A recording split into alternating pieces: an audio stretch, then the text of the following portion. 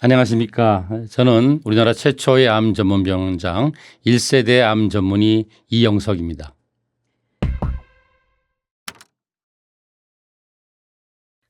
암 치료에서 좀 가장 중요한 게 조기 발견일 것 같은데 암 환자 대부분이 생각보다 특별한 증상이 없는 게 대부분이라고요?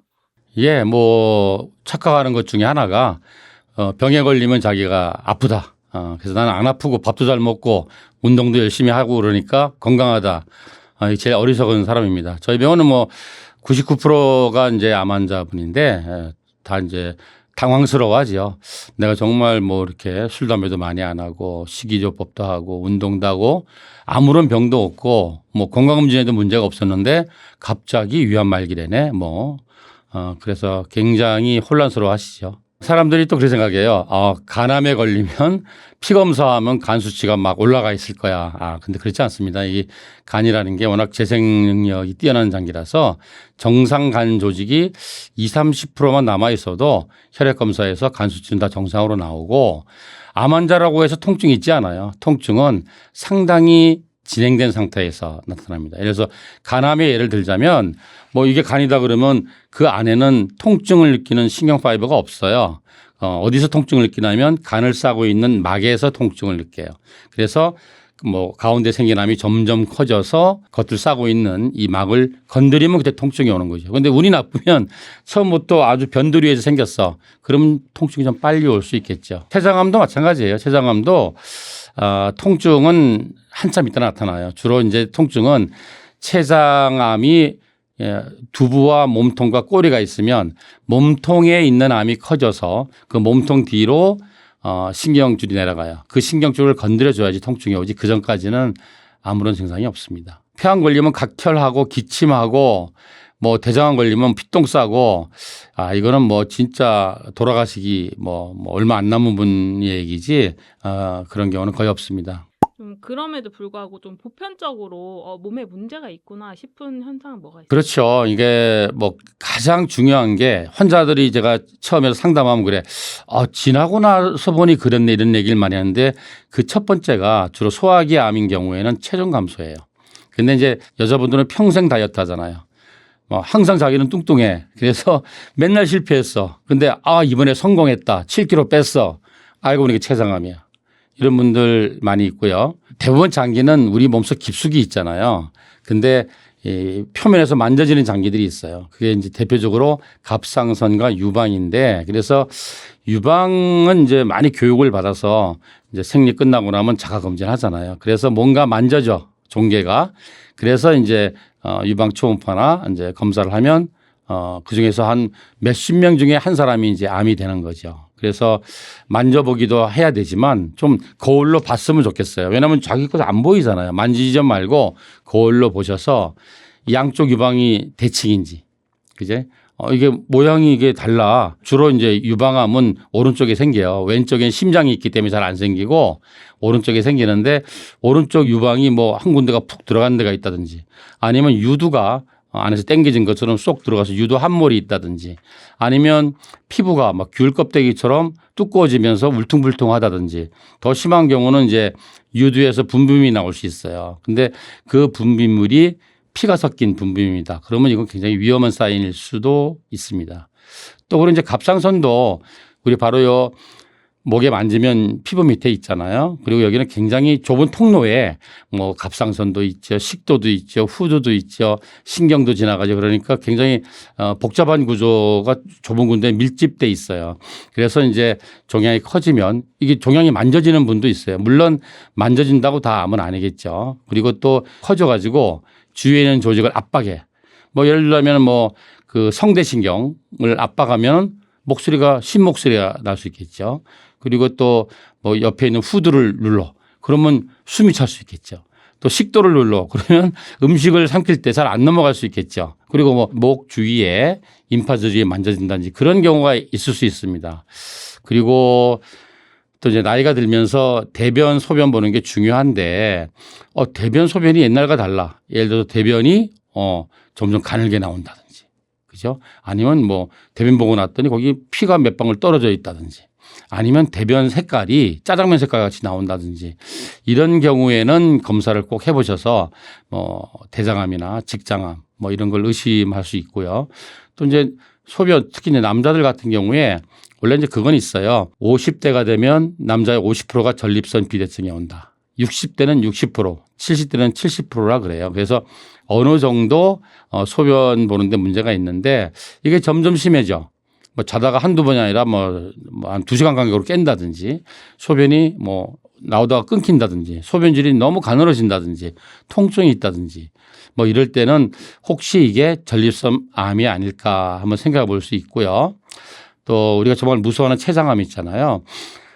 췌장암은 매년 건강검진을 해도 얘가 이 간 뒤에 숨어 있기 때문에 초음파로 잘 안 보여요. 그래서 많은 경우가 다른 문제 때문에 복부 CT를 찍었을 때 발견되는 경우가 많고 또 하나는 췌장의 그 머리 부분 두부에 암이 생기면 그쪽으로 그 담도가 지나가요. 그럼 그걸 막아버리면 담도가 막혀서 황달이 생겨요.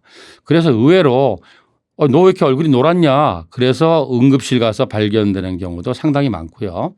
그리고 췌장의 암이 가운데 부분, 몸통 부분에 있으면 이게 자꾸 조금 커지면은 그 큰 우리 혈관 대동맥 주위로 신경질이 내려가는데 그걸 건드려주면 통증이 처음부터 오는 분도 있어요. 그래서 명치 끝이 아프다든지 이게 등 뒤로 뻗쳐나간다든지 뭐 그럴 때도 의심해 볼 필요가 있습니다. 그리고 또 우리 또 피부에 보면은 점들이 많잖아요. 나이 들면. 근데 점들이 색깔이 좀 무섭게 생겼어. 시커매. 그리고 울퉁불퉁해. 뭐 털도 난 것 같아. 이렇게 무섭게 생긴 점은 반드시 그 절제를 해서 조직 검사 해 보셔야 됩니다.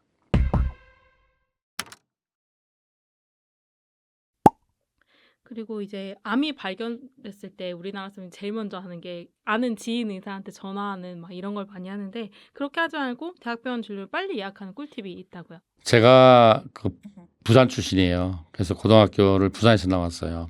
맨날 전화 와요. 옛날에는 자기 부모님들 뭐 그러다가 이제 내 친구들 뭐 자기 형제들 지금은 그 자녀까지도 암이라고 이제 부산 사람이 부산에 있는 병을 못 믿어. 그래서 서울로 이렇게 하자 그러는데 요즘은 서울에 있는 빅5는 어디에선가 한번 암을 치료한 사람은 안 받아줍니다. 얼마 전에 이제 우리가 일본 동경대에서 그 육종암으로 치료하는 여대생이 있었는데 그 친구가 이제 우리나라 와서 이제 우리 병원에서 치료받기로 해서 왔어요. 그래서 내 모교인 병원에 서울에 빅5에 부탁을 했더니 안 된대요. 아니 이건 일본인데 일본도 안 된대요. 그게 왜 그러냐면은 지방에 있는 암센터는 환자가 별로 많지 않아요. 근데 서울 빅5만 몰리는 거예요. 그러니까 이게 비효율적인 거예요. 그래서 제가 이렇게 정해 드릴게요. 예를 들어서 우리가 다 아는 암, 그죠?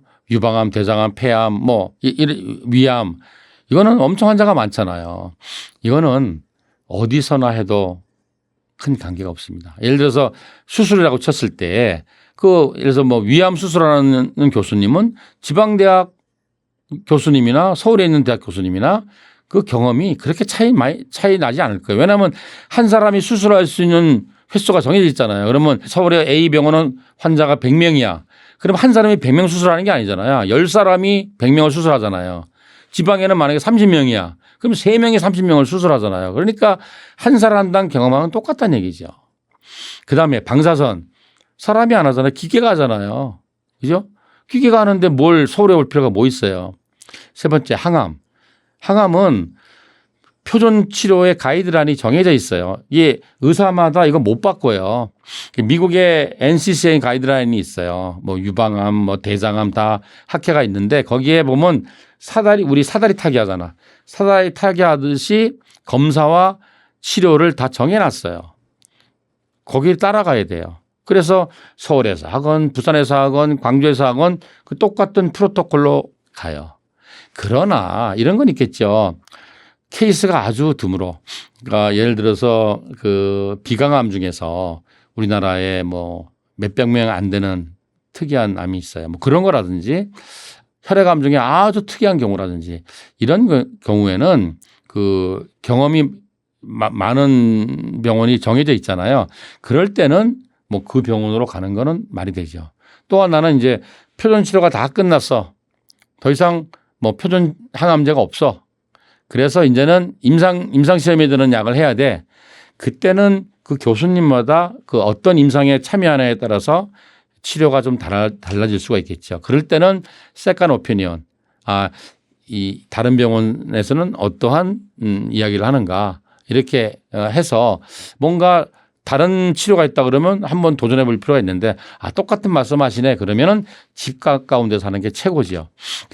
그래서 뭐 서울에 있는 대학병원이나 뭐 이런 데 갈 때는 이렇게 막 아는 의사 막 하지 말고 왜냐면 사람들은 의사들끼리 다 친구인 줄 알아요. 저 같은 경우는 뭐 졸업한 지가 지금 뭐 40년 넘어가지고 지금 뭐 아는 사람도 없어요 대학에. 그러지 마시고 대학병원이 개인 병원과 다 협력 체계를 맺고 있어요. 그죠? 그래서 그 지방에서 암이라고 진단받은 그 선생님이 계실 거예요. 그분이 협력병원을 맺고 있는 병원이 반드시 있을 거예요. 그래서 그분한테 부탁을 하면은 빨리 이렇게 급한 경우에는 정말 그분이 그 선생님이 판단해서 이거는 서울의 큰 병원을 가야 돼. 아니면 뭐 서울이 아니라도 대학병원 가야 돼. 그러면 그분이 진료 리스트를 써서 부탁을 하면은 이거는 공식적인 라인으로 빨리 볼 수 있습니다.